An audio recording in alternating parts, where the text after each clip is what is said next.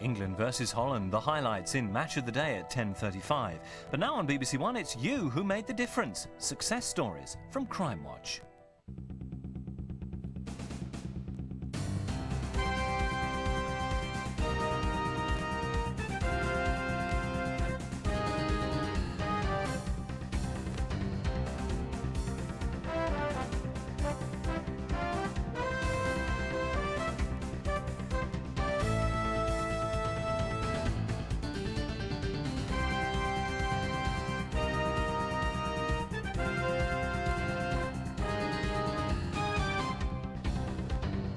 All these faces here have been caught because of Crimewatch viewers, and tonight we show you how.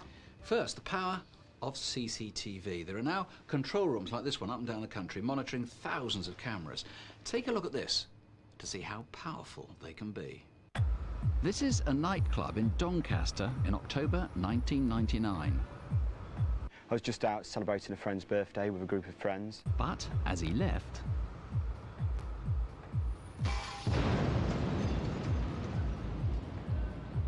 it was a firebomb. I was just coming out of the door, heard a large bang, and looked down and my legs were on fire, so I just basically panicked, ran across the street trying to put them out. We believe that there was an altercation within the club, but as far as the investigation went, we have no real idea what actually took place. CCTV held the answer. Look at this man, angry and abusive to the doorman, before catching up with his friend and heading out of frame. But Doncaster is one of the towns that's really covered by cameras. We then see the offenders in various positions throughout the town.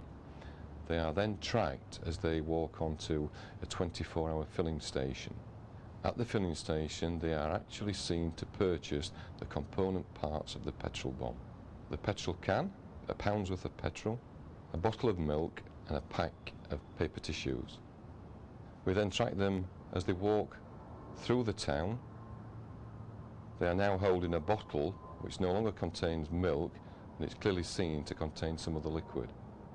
But who were they? DC Oliver contacted Crimewatch. The information came in two forms really. Names were given for one of the offenders and then a nickname was given, and through further investigations this then led us to the second offender. There were 800 people in the club when the bomb was thrown, and Graham Bergin was just unlucky to get hit. Paul Mackenzie and Mark Jackson pleaded guilty to arson, recklessly endangering life, and assault. Paul Mackenzie got 6 years, Mark Jackson 5.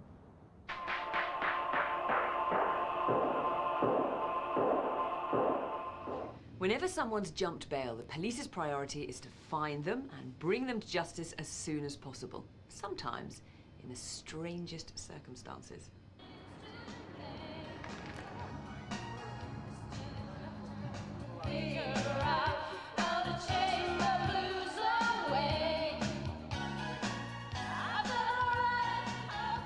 We'd come down with two friends, Chris and Carl. First time I've actually ever been here. Had a few more drinks, had a dance. When it got to about 1:30 to 2 o'clock-ish, decided we'd have enough and to go home. Well, I'm ready to go now anyway.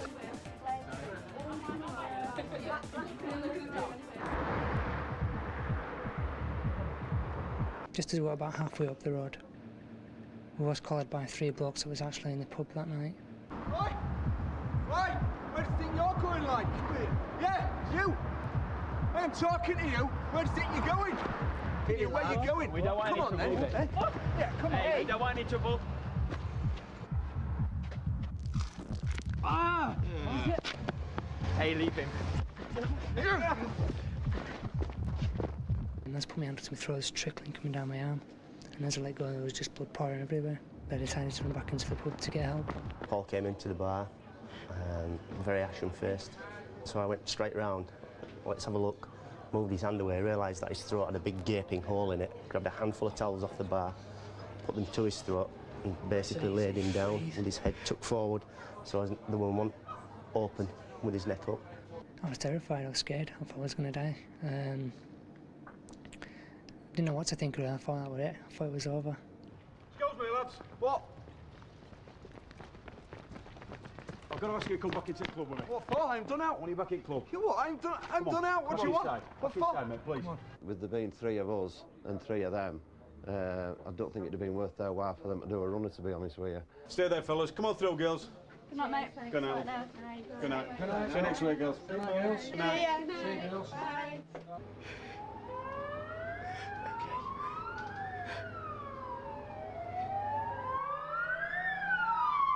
I couldn't have asked for better, to be honest. We had everything. We had the doormen who'd done their job.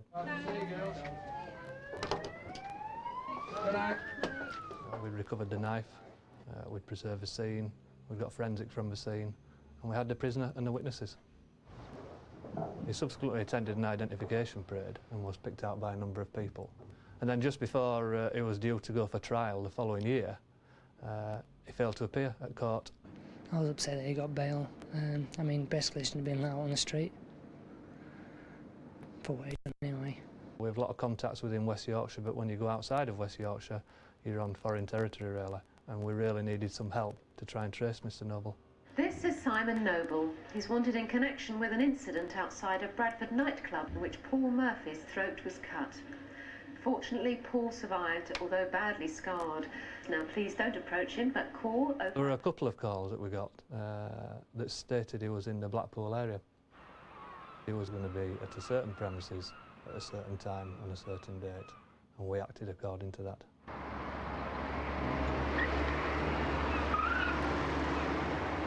You are now therefore husband and wife together. You may kiss the bride.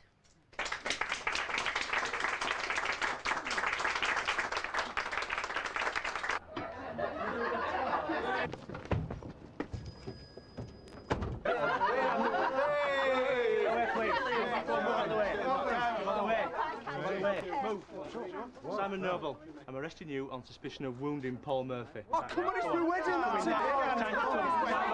We're not arguing, stand back now.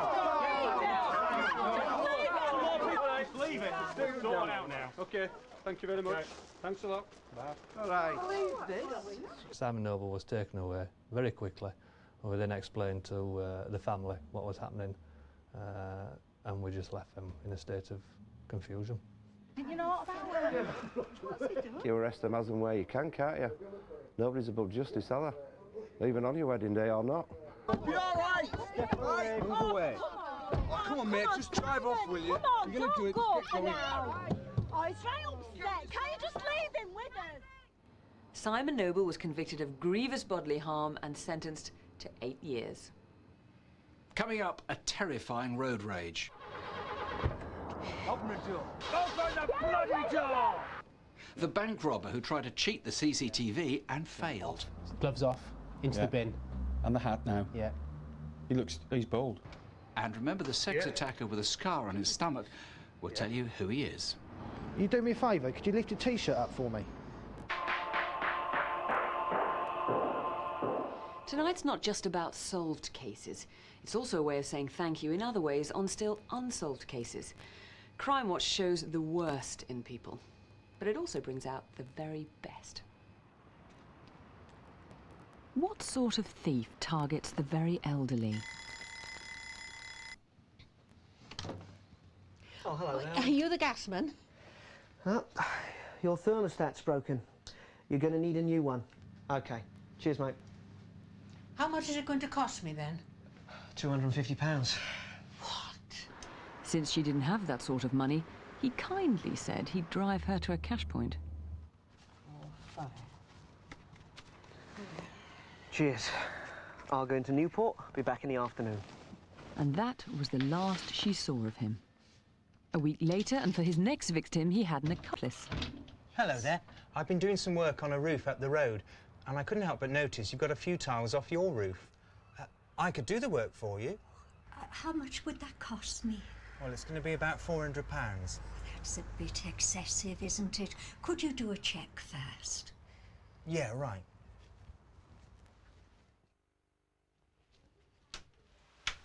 We've done the repairs. We just need to get up into the roof to check them. But I didn't ask you to do the repairs. I asked you just to check them. So, how much is that going to cost me? Wow. I can't do it for less than 180? Oh, all right then, all right.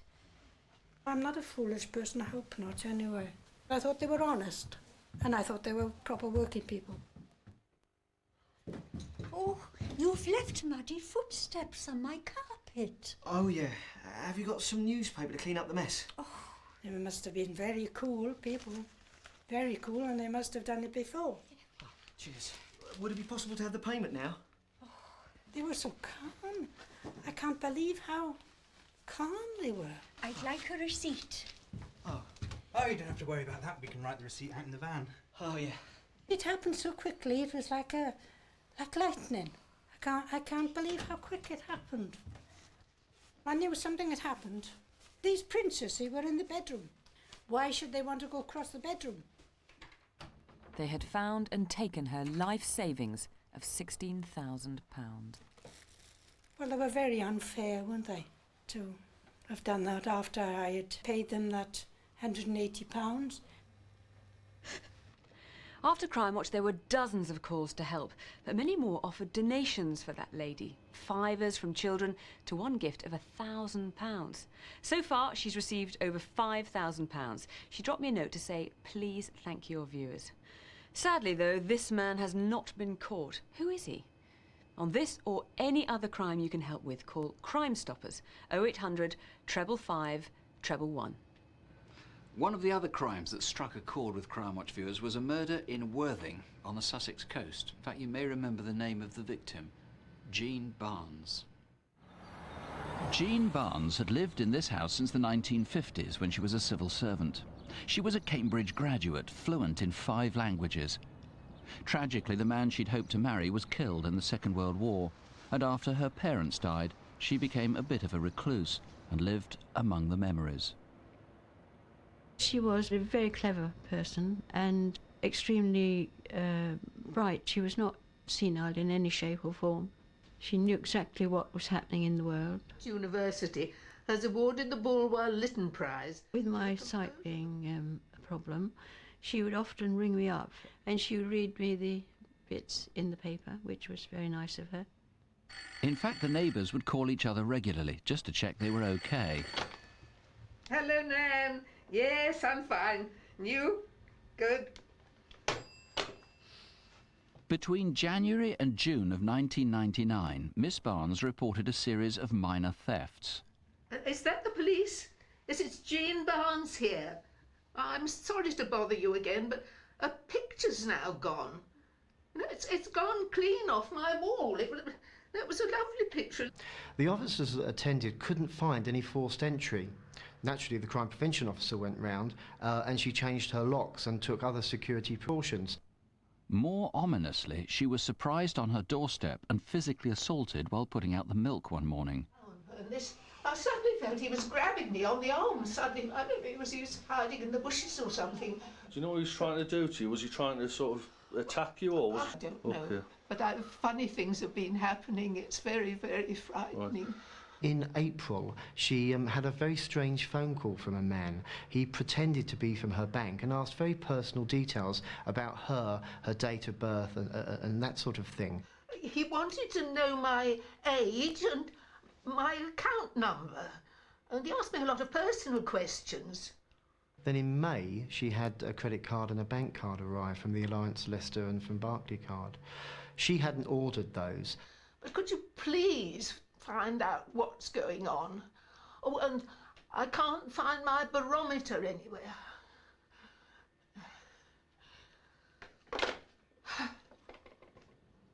In July, her neighbour, Mrs. Wolven, went on holiday. While she was away, Miss Barnes' milk was taken in, as were her papers and letters, though no one saw Jean herself. When Mrs. Wolven returned, she rang her friend, but there was no answer. If she was watching the proms or the tennis or something that she was really interested in, she didn't always answer the phone. So Mrs. Wolven tried again next day. And that's when I began to get worried, and then I rang the police. 2 officers broke in and found a body covered in a blanket. The house was cordoned off, and within an hour forensic experts were called in. Miss Barnes had been attacked and battered on the head 9 or 10 times. She'd been lying there for days, maybe weeks.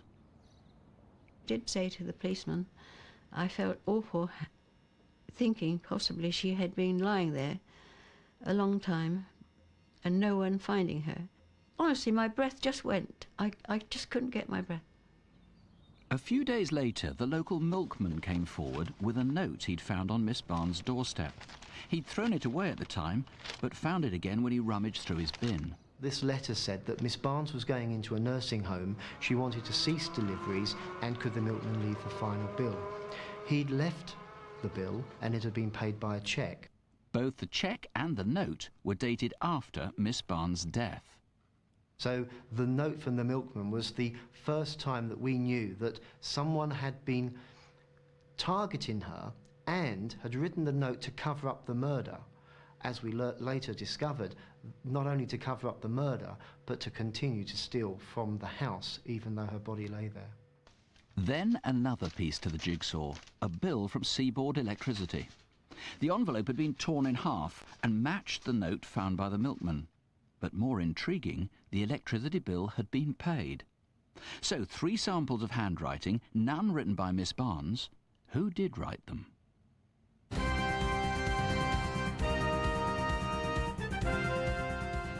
Steve Scott, who is here, has got this letter, again the back of this envelope, which is addressed to the milkman. Look at the G there, which doesn't have a tail on it, whereas the Y does, and that's typical. None of the G's have a tail. And something else that you might see here. Hello. My name is Mrs. Ridpath. I think I recognise the writing. This letter came up and I was astonished to see something that I thought I'd seen before, or something very similar. She could remember using a handyman some 4 years previously, David Munley, and not only had he done work for her, but he'd done work for an elderly neighbour. And Mrs. Ridpath had good reason to recall that handwriting, because the neighbour had been defrauded by David Munley. Well, this was the breakthrough, really, because not only did we have somebody that had targeted an elderly person in Worthing before, with cheques and bogus handwriting, but the key words on that letter going into a nursing home. What's more, he lived here, just 200 yards from Miss Jean Barnes. Did you write it? No. Have you handled it? No. Did you sign the entry? No. J.H. Barnes?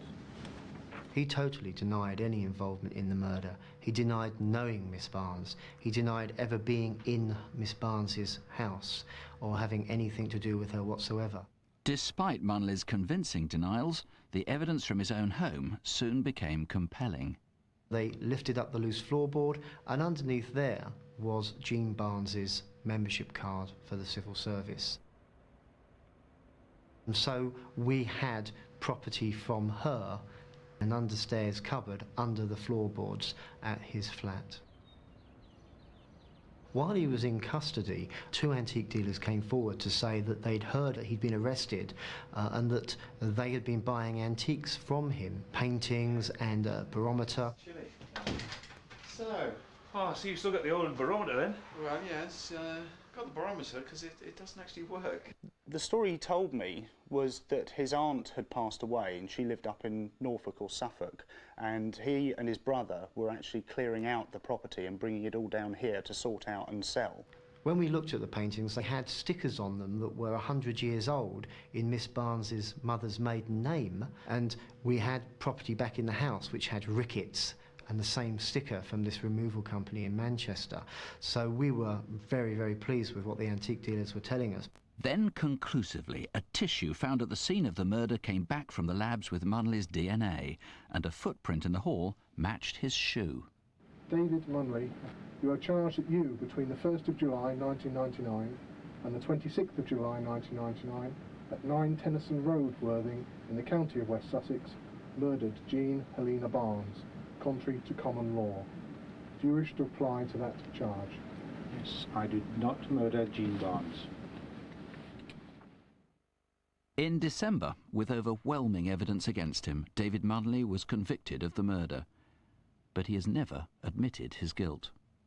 He was a very evil man. He broke into an elderly lady's house. He knew that she lived alone. He battered her to death. He covered up her body, and then he continued to steal from the house.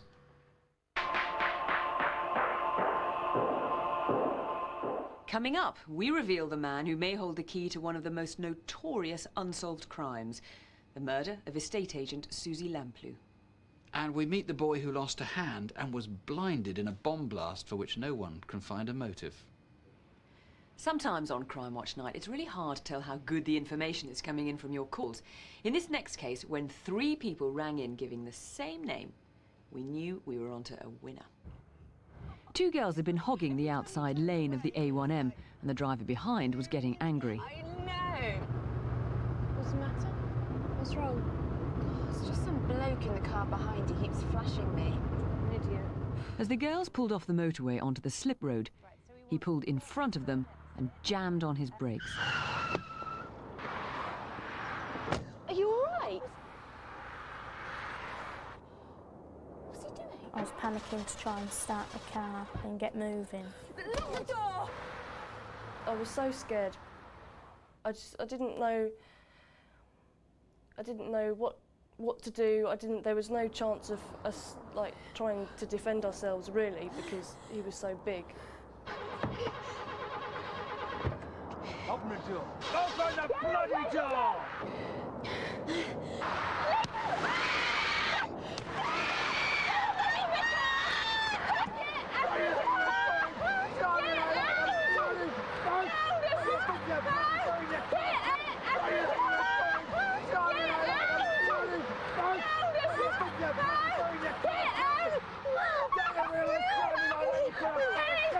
You're gonna kill me, Jordan! Get the registration! Get the registration! But, hello, police? Yeah, we've just been attacked on the motorway. They got a partial number and compiled an EFIT. 3 Crimewatch viewers named Joseph Wardby. He was convicted of common assault and criminal damage and was sentenced to 3 months. We've seen what happened on the reconstruction. It must have been very strange to see yourself and see it. Did it bring it all back to you? Yes, it did. It wasn't a happy experience, but you know, he's been caught. That's the main thing. And what effect did the whole thing, did the incident have on you afterwards? Still don't make a very good passenger in a car. Get upset very easily, very nervous, and any loud noises even just make me cry. And do you drive? I don't drive. Are you ever going to drive? No. Because of this? Yeah. And how did you feel when eventually you got to court, he got to court, and he was sent down for this? If he hadn't have been caught, I wouldn't have been able to put this behind me. It's given me a sense of closure on it, so it's good. He got what he deserved.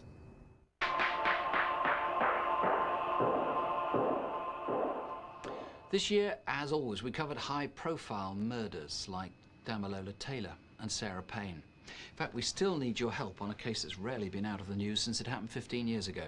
The disappearance of the estate agent, Susie Lamplugh.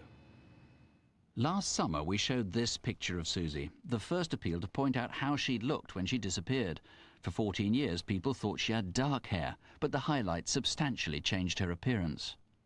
Her new look brought back into focus sightings that earlier had been dismissed and raised new hopes of finding the man who'd asked to see houses with Susie, the mysterious Mr. Kipper. Now we've another name, this time not a suspect at all, in fact far from it. He may be the witness who holds the key to what happened. The name is David Tucker. Now of course there'll be many David Tuckers, but this one was in the Bristol area between 1988 and 1989. And I repeat, in no way, David, are you a suspect. On the contrary, please come forward. Detectives want to speak to you as a really important witness in this case. Diana Lamplugh, you've lived with this for so long now. How's the family been coping with this whole new investigation? Well, the last few months have really been incredibly difficult for me. It's like hell on earth, really. I didn't know that I'd find it so difficult. I didn't know that somehow I thought that I'd when I got used to it in a way. But he's done a remarkable thing for the sisters and brother of Susie, because I think at last she feels that the police have done everything they possibly could, and they're doing everything they possibly could. And that has allowed them to go on with their life. You've lived with this for so long. It's been so tantalising at times, with it looking like there could be a prosecution, and then it's faded away, looking like they might find Susie, and then it hasn't happened. It's not an easy thing to live with. No, it isn't. It's very difficult indeed. It's very tough, and I do mind, and it does affect me enormously. I was talking about this with someone the other day, and I said, you know, I really don't understand myself because it's so long ago. And he said, how do you feel now? I said, well, actually, that's worrying me too, because actually I'm feeling better, you know, because you go up and you go down, and suddenly I feel normal. And he said, well, I want you to remember, you're normal. And that was fantastic, because it was very helpful. Just feeling like that was a normal thing to do. Well done, I hope it works out. And David Tucker, please give us a call. Or for anybody who knows David, that's the David who is in Bristol, remember? Here's the number, 0207 321 9251. That's 0207 321 9251. We see so many brave parents on this programme who are prepared to tell us about the crimes committed against their children. Back in February, Carol Menery talked to us from her son's bedside. They've left my son with no sight, he's blind. They left him with no hands. It's not just the physical scars, his stomach is worse than I expected, actually. And the pain he's going through. In February, 14-year-old Stephen Menery found a torch in South Africa Road, White City in West London. He picked it up, he tried to turn it on, and it exploded. This is designed to kill. No one will make a device like this. It is to maim, and it's to seriously injure and to kill. Stephen lost a hand, his hearing in one ear, and one eye was badly damaged. Having lost the sight in the other as a child, he's now almost completely blind. Police still need your help in finding who was responsible for the bomb that maimed him. Carol, you've had a huge upheaval in your life. How are you coping with it all? With a lot of support, a lot of help, family, friends, hospitals. Just trying to get through. That's all you have to do. Just one day at a time? Can't take more than one day at a time. His attitude keeps us going as well. He does get down times, down days, but overall we're lucky we're going to get through this. Stephen, what about you? How do you feel about the fact that that device was just left there for anyone to pick up? You just happened to pick it up. Well, I think it went... I don't know why the person would have left it there, because there's other cadets there, and there's a football pitch next door where children would play, and the person, to me, was obviously out to hurt a child. When you think about it, do you hate that person or those persons? I don't really hate them, because I don't see a point in hating a person, because it won't change anything. But I think it would help if the person was caught, because they could help him or her, because it's not a normal sort of thing to do by going around leaving bombs around. I think it's extremely important that these people, person, whoever is caught. I mean, Stephen was lucky. This could have killed him. OK, well, you heard it there. These people need to be caught. Let me just remind you, this happened on February the 21st in South Africa Road, West London. If you know anything at all, call Crime Stoppers. That number is 0800 555 111.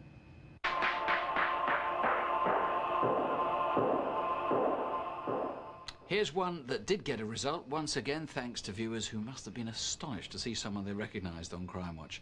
And thanks again to this stuff, CCTV.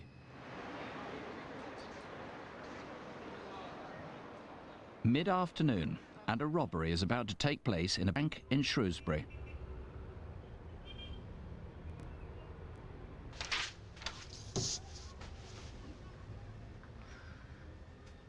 We got the phone call at just after 3:30, letting us know that a high street bank had been robbed. Alpha from Foxtrot T4. They received the first description of the suspect in the robbery at Pride Hill. He was dressed in a pair of blue jeans with a green jacket, wearing a woolly hat and woolly gloves.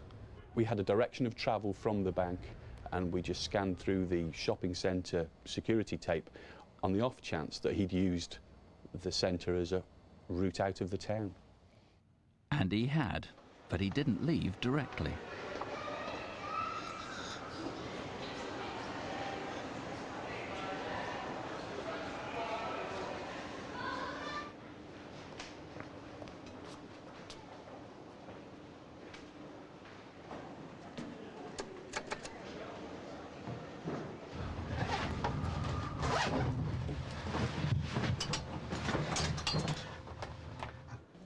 We were looking for a man dressed in a woolly hat and gloves and a green jacket. But of course, the man we really needed was totally different because he'd changed within minutes. Centre 27, Centre Control. Centre Control, send 27. Yeah, I'll just find some clothes and left hand. I'm going to bring them down to... Once they'd found the clothes, they rechecked the CCTV. Him there. Yeah, he's coming down. That's him. Off. Gloves off. Into the bin. And the hat now. Yeah. He's bold. And he also bore a resemblance to the actor Sean Connery. The pictures were circulated to other police forces. One afternoon, very shortly after the offence, phone rang in the office, and it was Detective Inspector Mike Jones from Abergavenny Police who informed us that they had a similar robbery that had occurred in Abergavenny only some 4 weeks before. It was apparent to me that it was the same offender that was responsible for both offences. Take a look at this. He's in Shrewsbury in Shropshire just under a month ago, holding up a building society. You can see his face clearly, but there's more to come. In a nearby shopping mall, off comes a disguise, hat and gloves into the bin, and what gives him away is that he's completely bald. We had an excellent response on the evening, which led to 2 separate people identifying the offender as William Stewart Ford.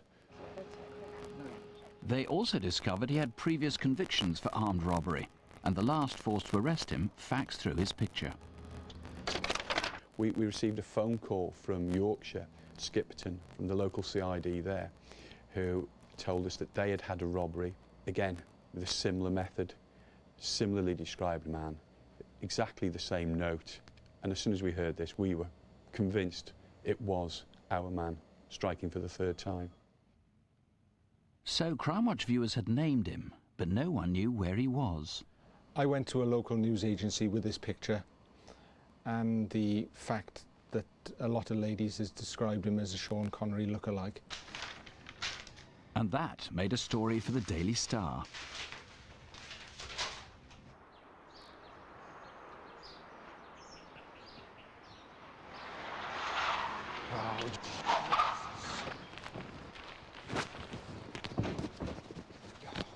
William Ford? Yes. I'm arresting you for robbery. You don't have to say anything, but it may harm your defence if you don't. After admitting to an almost identical string of crimes, William Stewart Ford received a mandatory life sentence.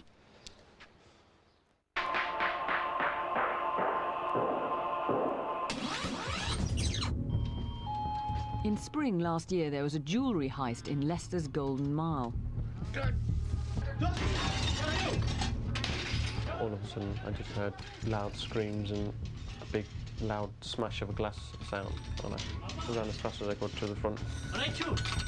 My first, obviously, priority was go to my brother and see how he was first, and then whatever else.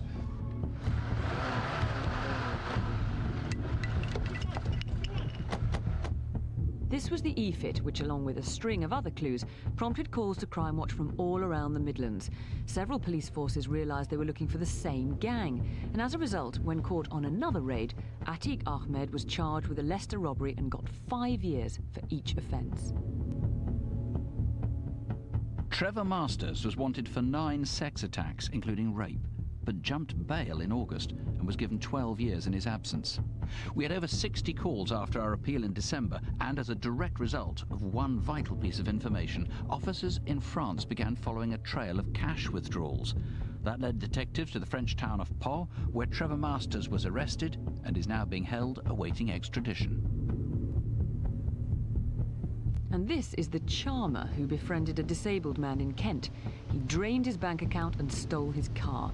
30 people volunteered his name, and Mark Tolley was found in Birmingham a few days later. He pleaded guilty to 25 offences and was sentenced to 3 years. But now the elusive gunman who for years terrorised dozens of victims. Every crime has its ingredients, and all these particular robberies had the same ingredients repeated time and time again. He always had a gun. He would then handcuff all the staff.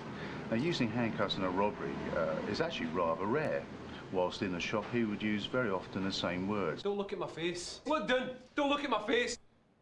You know, the gun practically against our heads when he was sort of knelt down next to us, so it's quite scary at that point. After that, really, he just sort of said, I know all your names, I'm part of a big gang, so if you ever testify, you know, we'll come after you. There was a potential suspect. That was Ian Phelps. And when you analyse his spending patterns, in very simple terms, when he had no money, robberies were committed, and shortly after robberies, you saw substantial sums of money being deposited in his accounts. We believed we had a strong and compelling case against Phelps. The only problem is, we didn't know where he was. Been holding up travel agents and betting shops, threatening staff with a handgun, and then, and this is very unusual, he handcuffs them. This man may have useful information, Ian Bernard Phelps. On this occasion, we had no classic phone call saying Phelps is at a certain location, but what we did get were other phone calls that significantly supported our case. I met him in a nightclub in Bath. We started talking. I felt that I hit it off with him fairly well as a person. At the end of the night, I invited him back for coffee and we chatted. By the next morning, my flatmates had realised that their chequebook and cheque card had gone missing. One caller has seen him very recently, only a week ago. Lo and behold, I was watching Crimewatch one evening and Ian's face appeared on the screen. I did feel very bad about actually being so gullible enough to meet such a dodgy character, but I wouldn't have put him down as an armed robber. As a result of some of those phone calls, and one in particular, our inquiries led us to Edinburgh. We had an indication that he was staying in the Leaf Walk area, or certainly using a particular cafe.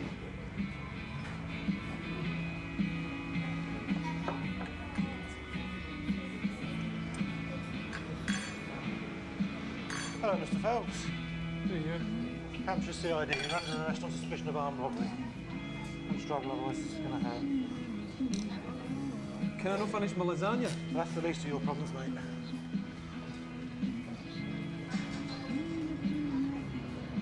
Right, we're going to search you. Have you got anything on you shouldn't have? Nothing? No. What are these for? No comment. It's a bit like Cinderella and the Slipper. We had the keys and we just had to find the door that they fitted. Our colleagues came from Open Borders, hand out along the street, number 15 Montgomery Street. There was his flat.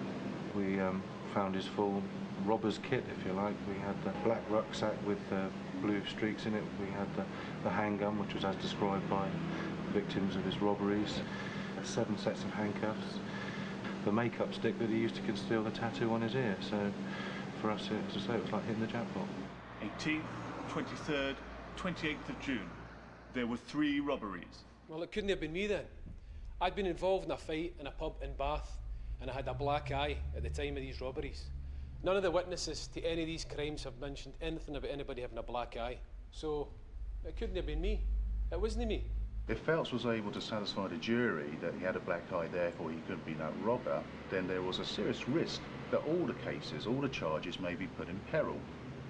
Fortunately, as a result of the Crimewatch appeal, we were able to introduce a witness who could satisfy the court that at that time, Phelps didn't have a black eye and that it was a lie. How can you be so sure? He was that close to me. But you had been drinking. Nightclubs are notoriously dark places.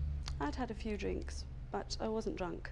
And later in my house, I would have noticed if he'd a black eye.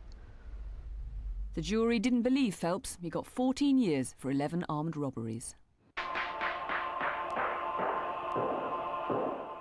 The last year has seen a fascinating new trend in policing, the routine reopening of old, and sometimes very old, unsolved crimes. They're called cold cases. They need a fresh eye, they need new technology, but they also need new witnesses, which is why detectives come to Crimewatch. Over 30 years ago, in May 1967, a 12-year-old Keith Lyon set off for the shops near Ovingdean in Sussex. He was found stabbed to death. There'd been a group of boys larking about nearby, boys who'd now be men in their 50s. One of them may be the killer. The case was a sensation at the time. Lots of people tried to help, some anonymously, so several people know who was responsible. 34 years on, Keith's family is as desperate as ever to know what happened. 1973, and the biggest murder hunt in Wales. Pauline Floyd and Geraldine Hughes were 16, out on a Saturday night at the Top Rank Club in Swansea. By the time they left, the buses were all full, so they hitched a lift, as was common 30 years ago. They were last seen getting into a light-coloured car. There's another one, yeah! Next morning, their bodies were found in undergrowth, not far from their homes in Llandarcy. A light-coloured car had been seen parked nearby. Crimewatch's appeal in January pulled in over 300 calls, but the case is still unsolved. 20 years ago, June 1981, and Marion Croft set out on her bike for band practice in Farnborough in Hampshire. Her route took her down Laffins Road near Aldershot Barracks. When she failed to arrive, her mother and sister set out to find her, and Marion's body was later discovered camouflaged in bushes. With new DNA technology, we can now identify her killer. All we need are names. Marion was 14 when she died. She'd now be 34. Chris, why is this sudden new interest in reopening all these old cases? Murder investigations never cease. They're always investigated. But we're particularly looking at now at what wasn't available 10 years ago. Witnesses may have kept the faith with their friends and not actually told the truth. We will now go back and look at the viability of those people telling the truth now. And their allegiance might have changed. They might have made different friends, might be prepared to talk out now. That's quite correct. Secondly, forensic opportunities. DNA is now available. Other forensic opportunities exist, other advances within the science field. And lastly, mistakes sometimes are made in murder investigations. Sometimes areas are overlooked or not fully explored. We will now go back and look at those areas again. Intriguingly, you'll bring a lot of old boys out of retirement, old senior investigating officers, to look back at cases, and not look back at their own cases, strangely, but to look at other people's. Why that? They have skills that are required to review murder investigations. Also allows current officers to be released back to frontline police duties. Some of these cases were pretty high-profile murders at the time. In fact, some of them are still in the public domain. They are, and they're still being reinvestigated at the present time. How confident are you in general? I mean, how many of those that you're reviewing do you think are going to result in a full-scale new investigation and perhaps ultimately prosecution successfully? Certainly half of those that go back for reinvestigation and are being reviewed will be successful. As many as that? Yes. It's my belief that's true. So if anybody has committed a murder and thought it was the perfect one, they got away with it, actually the chances of you catching up with them even after all this time are pretty good. Yes, it's substantial. We are reviewing them. Murders are never closed until they're solved. Be good. I will. Early last year, we reconstructed how one day in 1977, Mary Gregson left her home in Shipley to go to work. Her body was later recovered from the River Aire. With new techniques, forensic scientists eventually recovered DNA from a tiny sample. 9,000 original suspects were to be swabbed, but after the first 500, they hit the bullseye. Last September, Ian Lowther was sentenced to life. Coming up, we'll be telling you what these two did. And the armed robber who was caught by CCTV.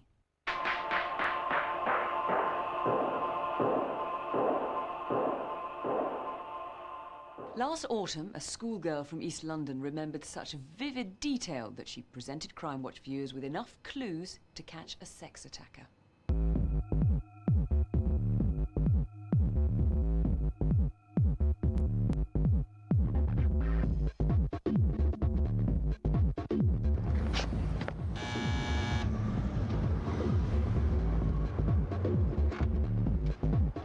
Yeah? Jeffrey Banks. Yeah? I'm PC Yeoman from the CID at Chingford. This is DC Ayler. He was very calm, very calm. Didn't seem to worry one bit. Oh, is that thing that was on Crimewatch? Yeah, that's the one. Yeah, I saw that, yeah. You do me a favour, could you lift a T-shirt up for me?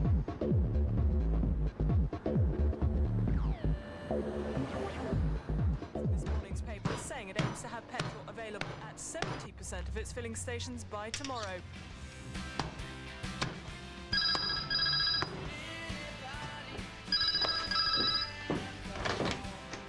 Yeah, hello? Yeah, Dave, all right?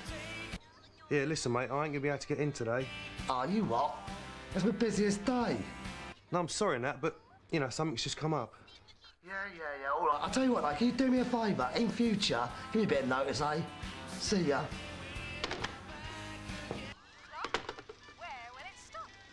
This morning's headlines. Motorists are being warned to expect big queues at filling stations this weekend.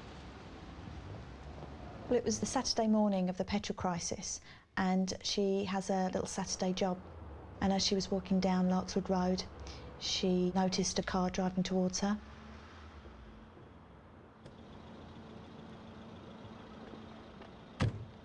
And the driver got out, put a screwdriver to her neck. I think it's all very easy to say, well, she could have run here, she could have run there. Until you've got someone with a screwdriver up at your neck, you don't know how you're going to react. And I honestly think the way she dealt with it saved her life. Where are we going? We're going down near Walthamstow. Why? I'm gonna rape you. She was looking at the air freshener in the car, all the little things that help us. She still had the presence of mind to try and remember. Move. Move. Get in there, move over. Shift. Give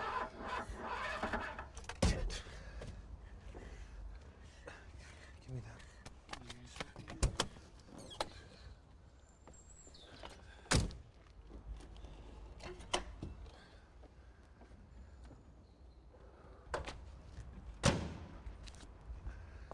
Get out, get around the back and start pushing.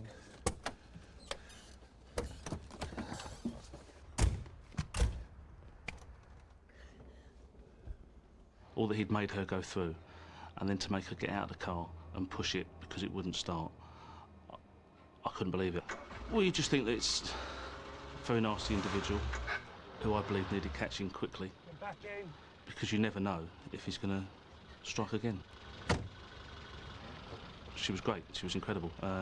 She remembered some things which really helped us. His description and the description of the car.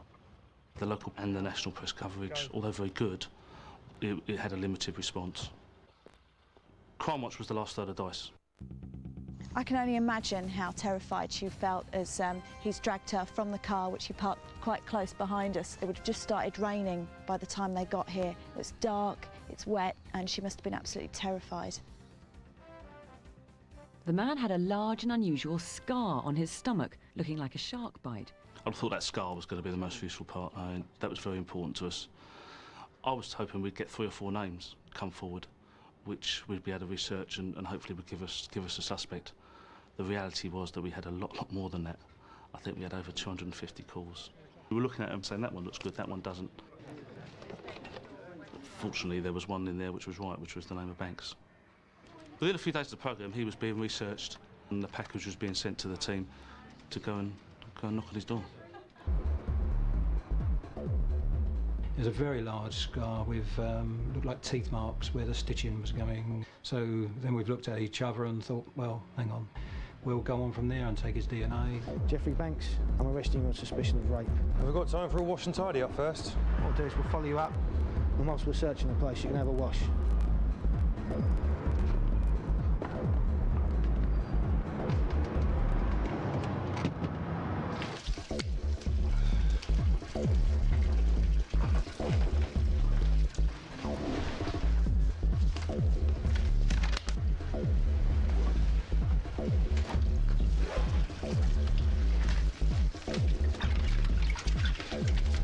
Jeffrey? Jeffrey? What have you got this for? It's all the plugs in there. Is it yours? Yeah.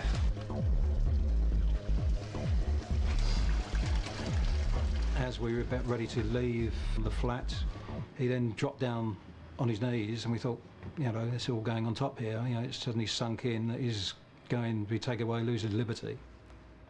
And then we realised just behind him was a heater, and he was just trying to dry his hair. That shows you how cool he was. Someone made a phone call to the Crimewatch programme and named Banks. They didn't wish to give their name or details, and to this day they've remained anonymous. They were vital. They gave us the name of the man who committed this crime. They gave us the lead, so they started the ball rolling, vital to the inquiry.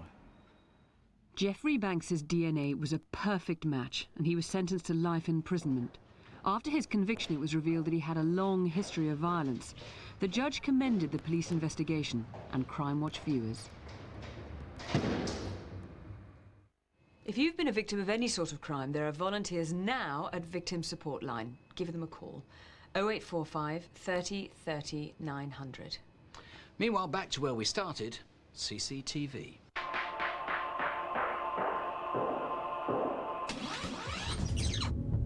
Early morning at Cricklewood, North London.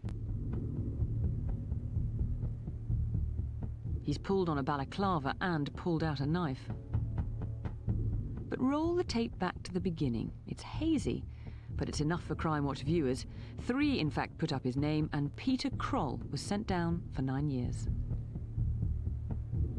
Mother's Day last year, and this young man bought flowers for his mum. He has learning difficulties, but he leads a fairly independent life. At West Norwood Station in London, 2 men seemed to befriend him, then walked him round a corner, tried to rob him, and threw bricks at his face. His eye socket was broken, and he needed surgery to install a metal plate. We ran this footage last September, and next day, Jason Stone turned himself in. Other viewers named David Turner, and each then blamed the other for the attack. Both were convicted of attempted robbery. David Turner got 3 years. Jason Stone was also found guilty of GBH with intent and was sent to prison for 7 years. Of course, we want to thank all the viewers who rang on all the cases, and all the others who would have helped if they could. There's a lot more good than bad out there. So don't have nightmares, do sleep well. Good night. Good night.